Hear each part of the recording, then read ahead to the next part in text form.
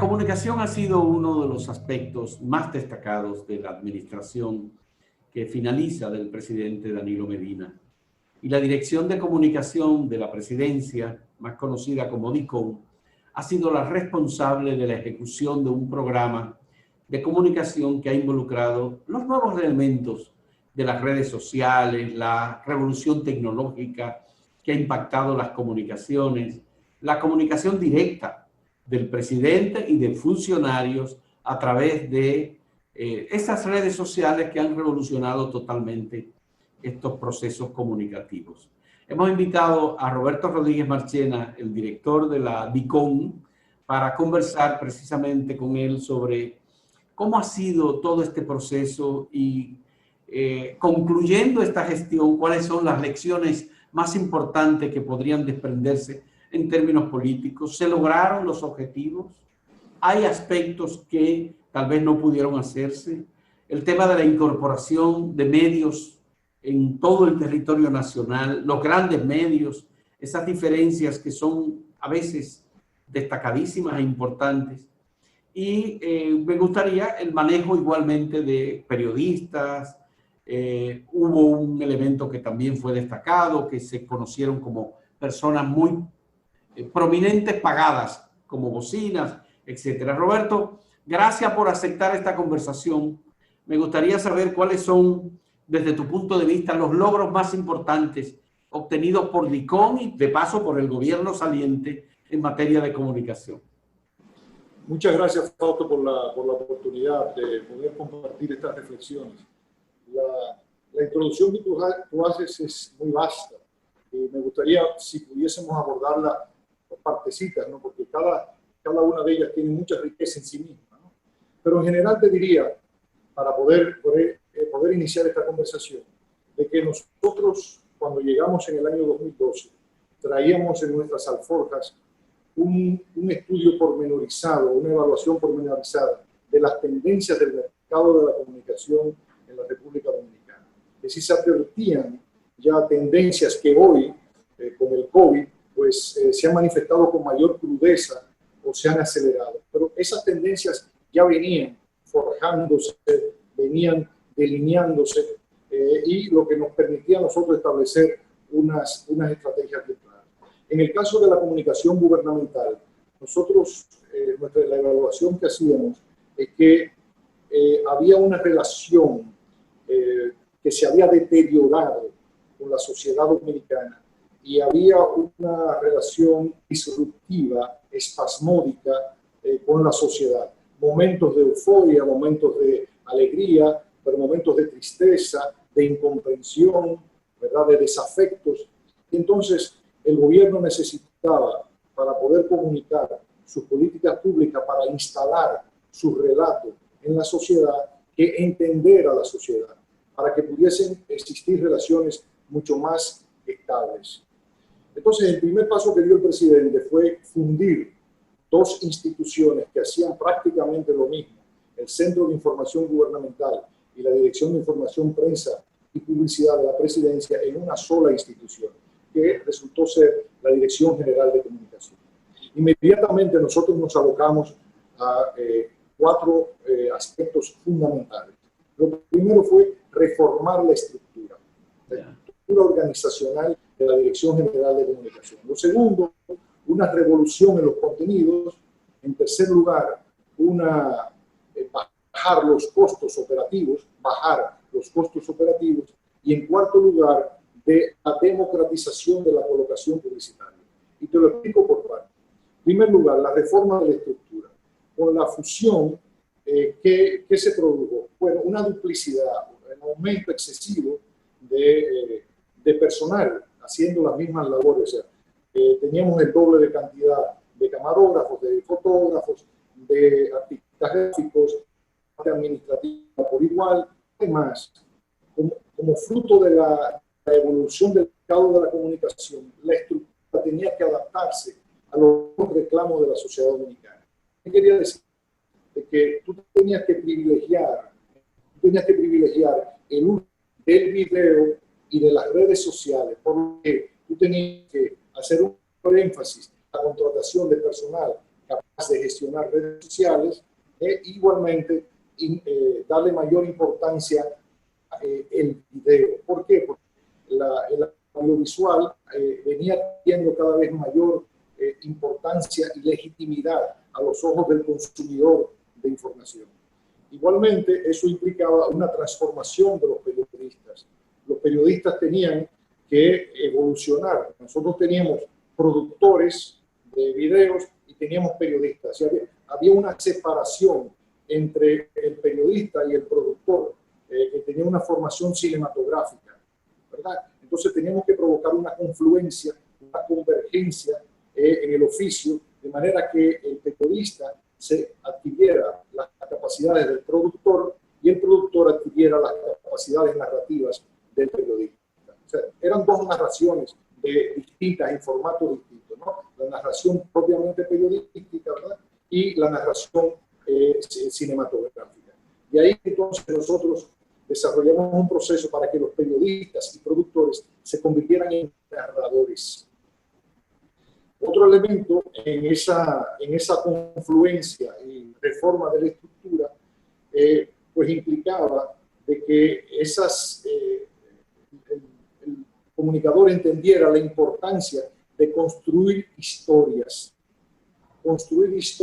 desde la ciudadanía, de que el gobierno, la gente nos lo estaba reclamando, de que el gobierno contara, ¿verdad?, desde la perspectiva de los ciudadanos. Ese era un relato que iba desde el gobierno, pero asumiendo la perspectiva de los ciudadanos. Yeah. Lo que importaba no era el monto de dinero que se invertía en una obra, ni el nombre de la empresa, sino la utilidad de esa obra. Un puente, ¿para qué sirve?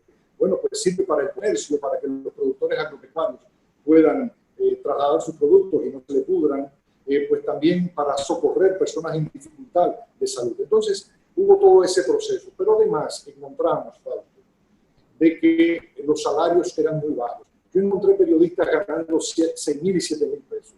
Encontré conserjes ganando 5.000 pesos. Entonces, Fausto, nosotros nos habíamos pasado la vida entera, años atrás, luchando por las reivindicaciones de los dominicanos y dominicanas.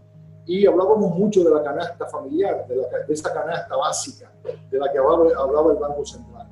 Entonces desarrollamos un proceso de manera tal de que se pudieran dignificar los salarios. ¿Por qué? Porque las personas iban entonces a poner un mayor empeño para su reconversión. Para yo poder estimular a un periodista, a un camarógrafo, a un fotógrafo, para que asumiera ese proceso de conversión, pues tú tenías que estimularlo también, es decir, dignificar su condición de trabajo. Como uno dice, la lealtad a un proyecto entra por el bolsillo, se va al corazón y ahí va aquí a la razón. Entonces tú tenías que replantear todo eso. ¿Qué hicimos entonces? Reducir la nómina, te cuento ahí, que llegamos con 393 empleados, 88 contratados entre ellos, y entonces lo hemos venido reduciendo a 169 empleados y ahora mismo 4 contratados. Yo estoy seguro de que las nuevas autoridades pudieran todavía optimizar ese proceso, porque la sociedad dominicana ha seguido evolucionando, pero teníamos que hacer esa reforma de la estructura. Ya. Lo otro fue la revolución de los contenidos. Pero vamos a hacer una pausa, Roberto. Sí. Y entonces vamos con el tema de los contenidos, que me interesa mucho. Y además tengo una inquietud porque quiero preguntarte cómo ustedes manejaron la renuencia del presidente de la República a exponer. Renuencia. La negativa del presidente a ofrecer ruedas de prensa. No sé si fue una recomendación de DICOM o algo que es parte de la actitud personal del presidente Danilo Medina. Pero cuando volvamos, en un momento, sí, perfecto. Hacemos una pausa.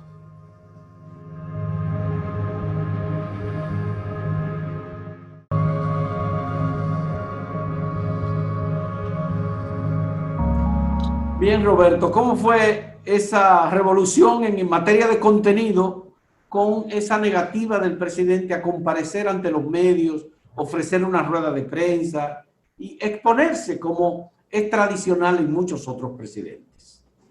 Sí, mira, la revolución tenía dos elementos, ¿no?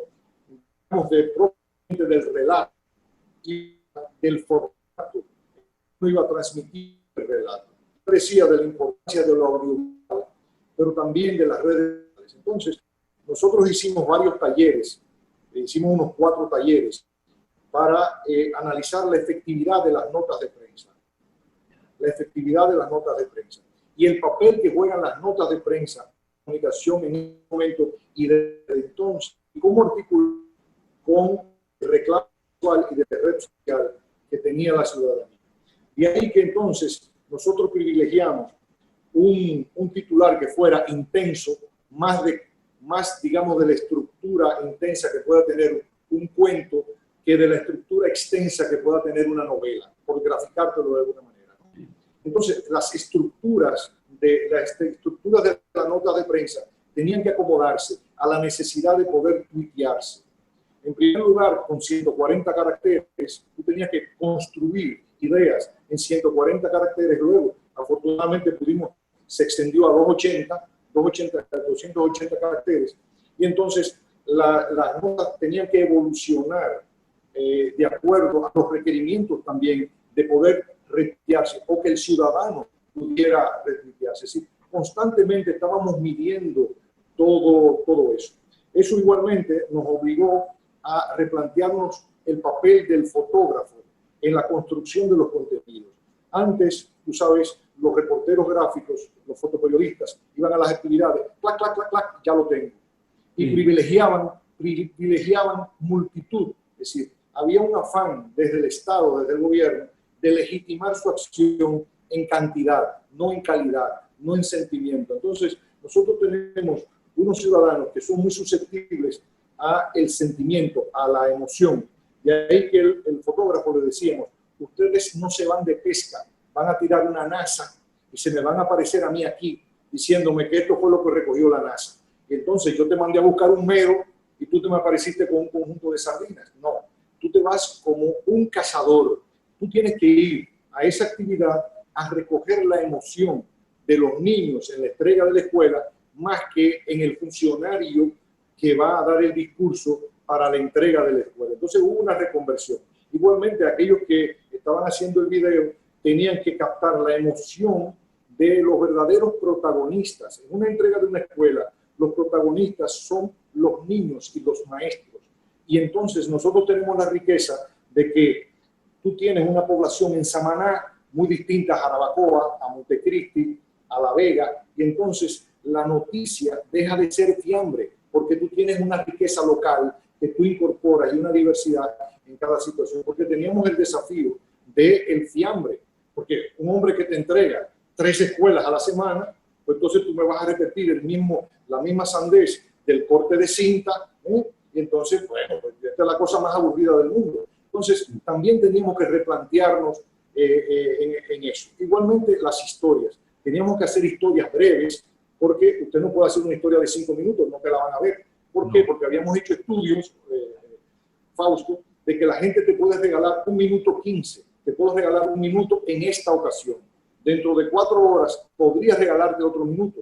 Lo que yo no te puedo regalar ahora son 4 consecutivos. Sí. Entonces tú tienes que ir tomándole el pulso. Por eso te digo, había una relación entre la reforma de la estructura y la revolución de los contenidos. ¿Cómo manejaron ustedes, Roberto, esa negativa del presidente a dar ruedas de prensa y hablar con los directores de medios y los periodistas? Porque se redujo en ese sentido la comunicación. Mira, yo te voy a decir, te quiero contextualizar esto. Nosotros, nunca antes un gobierno, y lo digo sin jactancia, nunca antes un gobierno había comunicado tanto, en tantos formatos. Pero ¿qué pasa? El presidente de la República tiene una personalidad. Danilo es Danilo. Luis Abinader será Luis Abinader.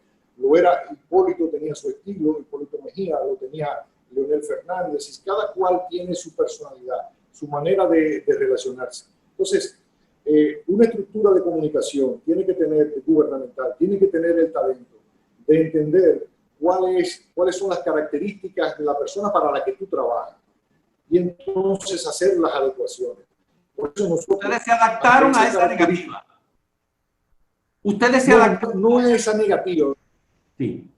No es a esa negativa, no. Mira lo que pasa. Es decir, había una necesidad de la población de recibir mucha información.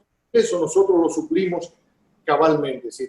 A veces yo recuerdo a Rafael Molina Morillo que me dijo un día, Roberto, con toda la información que tú me envías, yo puedo hacer otro periódico el día. Lo que pasa, Fausto, es que nosotros desde aquí no podíamos operar con el criterio que se trabajaba antes, de que yo me guardo noticia, esta es la noticia que yo quiero que los medios me coloquen, y entonces yo voy a cabildear por teléfono con mis amigos en los distintos medios para que sea esa la noticia que me coloquen. Yo recuerdo que bienvenido Álvarez Vega me dijo al principio del gobierno, Roberto, tú me estás mandando 4 fotografías, tú me estás induciendo que yo te coloque esas 4 fotografías o una de ellas. Digo, tú tienes razón, bienvenido, te voy a mandar 35. Y le mandábamos 45 fotografías. ¿Para qué? Para que él escogiera. Evidentemente las 45 estaban dentro de la estrategia de comunicación, porque ¿cuál es el papel de un director en todo esto? Ser el custodio de una estrategia de comunicación. Entonces, nosotros adaptamos toda nuestra comunicación a las características del gobierno. O sea, nuestro gobierno es un gobierno cercano, un gobierno que procura la democratización de la sociedad, o sea, no simplemente ser democrático, sino una actitud activa de democratización. Por lo tanto, toda nuestra comunicación tenía que tener esas características. Pero ustedes además agregaron un elemento, Roberto. Ustedes agregaron un elemento. Nunca antes un presidente emitía declaraciones o cartas personales a familiares de personas reconocidas fallecidas, por ejemplo. Eso es un rasgo, pero eso es un premio entregado a una institución o a una persona. Ahí estaba el presidente con una carta. Esa era la manera que ustedes tenían de llenar esa ausencia, digamos, del presidente directamente. No, es que, si tú me permites, yo saco 2 palabras, negativa y ausencia. Permíteme sacarla de las palabras que voy a utilizar para explicarte. Fíjate, eso es una característica muy propia de Danilo Medina. Danilo Medina es una persona que cultiva mucho las relaciones primarias, le da mucha importancia. No te olvides que es hijo de un campesino, un campesino que también trabajó en el campo, ayudaba a su padre. Entonces, es una persona que viene de ese ambiente rural, donde esas relaciones importan mucho, o sea, que no son tan propias de lo urbano. Tú sabes que tú puedes tener un vecino, pero no desarrollar esas relaciones afectivas y de compromiso social. Entonces, eso es un elemento que él incorporó, porque eso es parte de su personalidad. Otro presidente lo hará de otra manera. Es decir, que él pidió eso. Él dijo, yo quiero enviar esas comunicaciones. Le dan un premio, alguien gana algo importante y yo le envío. Sí, la importancia de expresar ese gesto, en el sentido de que, bueno, si fulano tiene una alegría o tiene un dolor, yo tengo que unirme a esos 2 momentos, a esas 2 emociones que tiene el ciudadano, que pueda tener una empresa o un colectivo o una comunidad. Ese es un rasgo de su personalidad. Entonces, claro, evidentemente, eso se incorporó. Y en eso él era muy exigente y estaba muy pendiente a todo eso.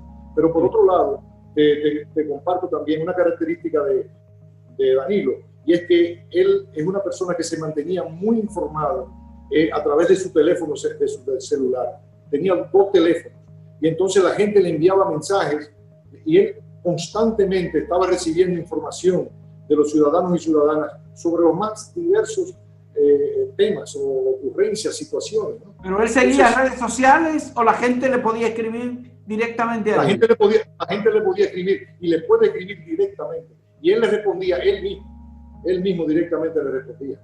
Ya, esto es un cambio importantísimo entonces. Roberto, vamos a hacer una última pausa. Sí. Una última pausa. Muy bien. Retornamos. Gracias.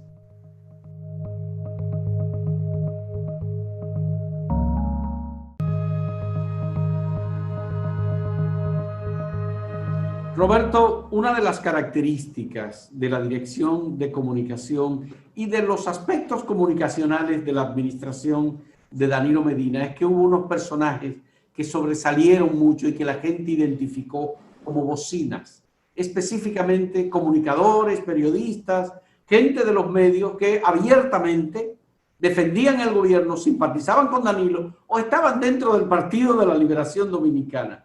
¿Cómo manejaste tú esa situación? ¿Y eso te hizo daño? ¿No le hizo daño? ¿Eso fue un aspecto que ustedes estudiaron de alguna manera? Sí, mira, te voy a pasar rápidamente por el tercer punto para llegarte al cuarto de la democratización.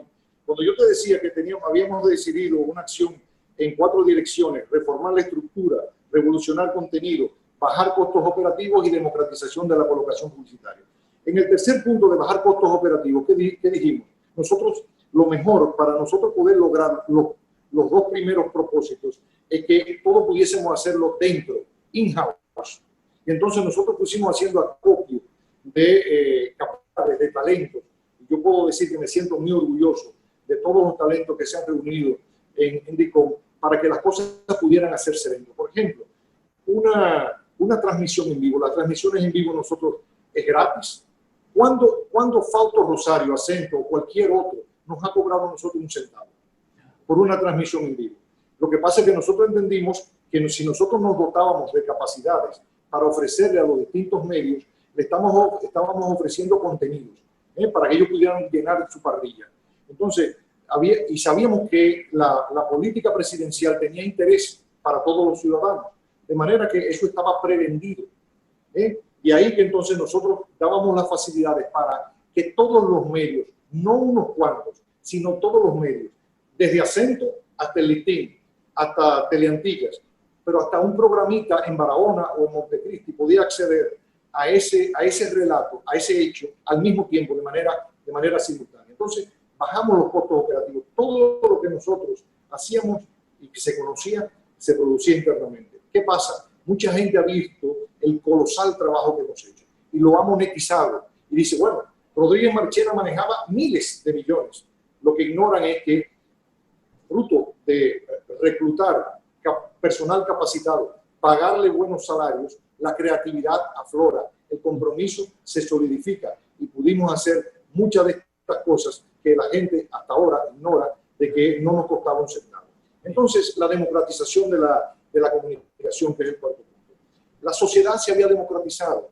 Como tú sabes, Fausto, desde los distintos medios de comunicación, excelentes profesionales del periodismo, de lo audiovisual, pues en algún momento perdieron sus empleos o entendieron que habían desarrollado capacidades para emprender nuevas aventuras empresariales con medios de comunicación. Entonces, en la sociedad se multiplicaron la cantidad de programas de radio, programas de televisión, canales de cable, periódicos digitales. Había una realidad en cada provincia, en cada municipio, de canales de cable, programas. ¿Qué me decían cuando yo viajaba al interior? Pero eso es parte de la revolución digital que transformó la comunicación. Exactamente. Entonces, ante esa realidad, Fausto, ante la realidad de la multiplicación, de la multiplicidad de medios de comunicación, de personas haciendo comunicación, que son fundamentales para la democracia en lo local, que importa mucho, ¿no? ¿Qué hacíamos? ¿Éramos indiferentes o éramos solidarios? Porque el presupuesto de publicidad tiene varias funciones.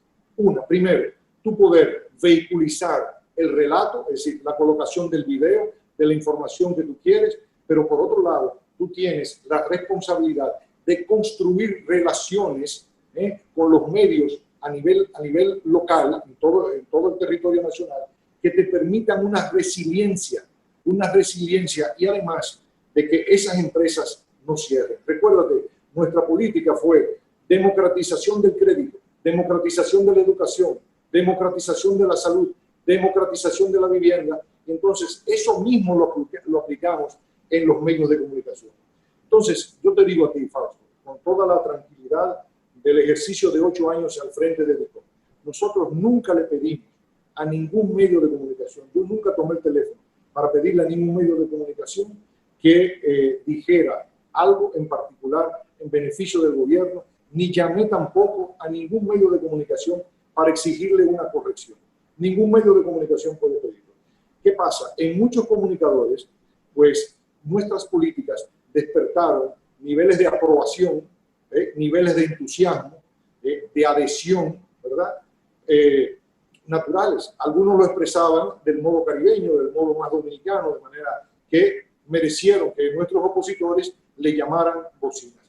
Probablemente lo mismo le va a pasar al presidente Luis Abinader, de que las personas con las que él construya relaciones a partir de ahora, porque él va a tener que mantener esas relaciones, seguir construyéndolas, pues también entonces se les quiera estigmatizar.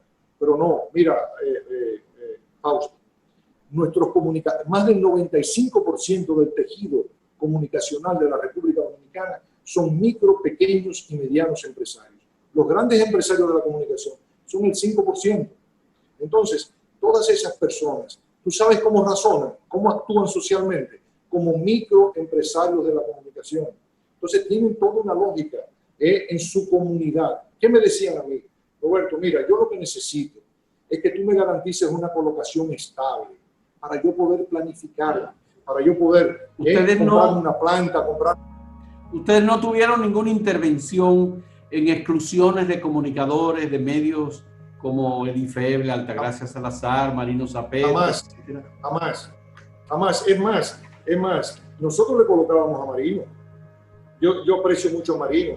Marino es un gran periodista y estuvimos incluso en el Canal 21 juntos. Yo aprecio mucho a Marino. Y a Edith Feble la considero una periodista fenomenal. Mira lo que yo llegué a hacer con Edith. Para que Edith no se molestara, para que Edith no se sintiera incómoda. Digo, yo a Edith tengo que respaldarla. Porque Edith, yo le tengo aprecio incluso personal. Además de su valoración como periodista. Vamos a colocarle de los videos del 911, de videos que no comprometan, que no se ve ella, que nosotros estamos haciendo una bellaquería, de colocarle un video en su programa que pudiera lastimar su sensibilidad y pudiera entender que es un abuso de confianza del padre. Hasta eso nosotros hicimos. Y yo me siento orgulloso de haberlo hecho. Y le colocamos a muchos otros comunicadores, todo el que se acercaba a DICOM. Y nosotros entendíamos que reunía los requisitos de compras y contrataciones, nosotros le colocábamos. Y lo hicimos con todo el mundo. Por eso te digo que me siento muy tranquilo, muy orgulloso de que muchos pequeñitos negocios pues tuvieron lo básico para prosperar, porque no te terminaba el cuento. ¿Qué nos decían los comunicadores? Colócame fijo, porque así yo con el dueño de la ferretería que crecimos juntos, con el alcalde en el ayuntamiento me coloca 10,000, 15,000 pesos. Entonces nosotros logramos estructurar una colocación que le garantizara a todos esos pequeños medios de comunicación la estabilidad de mantener el programa abierto. Porque me decían, óyeme Roberto, garantízame que yo pueda facturar. Si yo lo tengo abierto, yo puedo facturar. Si no lo tengo abierto, no puedo facturar. Yeah. Entonces, lo hicimos así porque el presupuesto de publicidad es un instrumento multifactorial. O sea, tú colocas tu relato, pero también tú tienes una responsabilidad con esas empresas. Y quiero terminar con esto, Pablo, porque esto ha sido abanderado de los medios de comunicación que están en crisis. Nosotros entendimos ese fenómeno desde el año 2011 y sabíamos que esto venía. Lo que está ocurriendo con el COVID era algo totalmente previsible. Y yo creo y espero que Milagros y que Luis Abinader entiendan la responsabilidad que hay con los medios de comunicación, que es necesario fortalecer su capacidad de resiliencia. Los medios de comunicación son fundamentales para la convivencia democrática, pero yo hago la salvedad, desde el chiquito hasta el grande. No me excluyan al chiquito, porque los muchos chiquitos son mayoría. Entonces tenemos que hacer un rescate de mayorías. De todos tienen el derecho a existir. De modo que el presupuesto de publicidad tiene que manejarse con esa inteligencia y con esa solidaridad. De modo que termino diciendo que me solidarizo con tu reclamo y de otros comunicadores, de que desde el gobierno, desde el Estado Dominicano, hay que tener una responsabilidad de que la gestión de los presupuestos de las distintas instituciones se hagan de manera directa, no vía agencia y brokers de medios, para que no lastimen, para que no reduzcan los ingresos de los medios de comunicación y para que las instituciones puedan hacer una mejor colocación. Es una idea muy buena y es una gran responsabilidad porque no lo van a querer las agencias, que se quedan con el 20%, con el 30% y con un porcentaje por el pago al final después de pasar 3 meses con el pronto pago. Tú sabes que es así. Y realmente es un problema bastante serio. Y déjame decirte, nosotros desarrollamos una herramienta que permite la colocación directa, fácil, que llega a todos los comunicadores en el interior del país, que está disponible Nosotros incluso se la facilitamos al Ministerio de Educación. Está validado por compras y contrataciones y Contraloría. Pueden utilizar también, se haga una colocación directa. Nosotros la comunicación de personas, tres Fausto. Es algo complejo, no es complejo. Y entonces ahí está toda esa base que se puede hacer. De modo que milito ferviente en que construir esas relaciones con los medios y procurar quiebre. Del mismo modo que no quiebre un salón de belleza, una empresa, un taller puesto. Es lo mismo.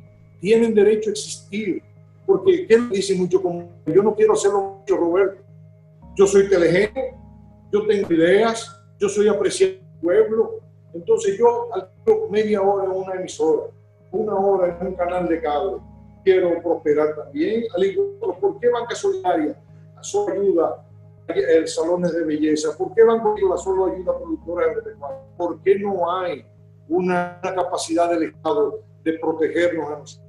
Entonces yo pienso que hay que reflexionar. Qué bueno.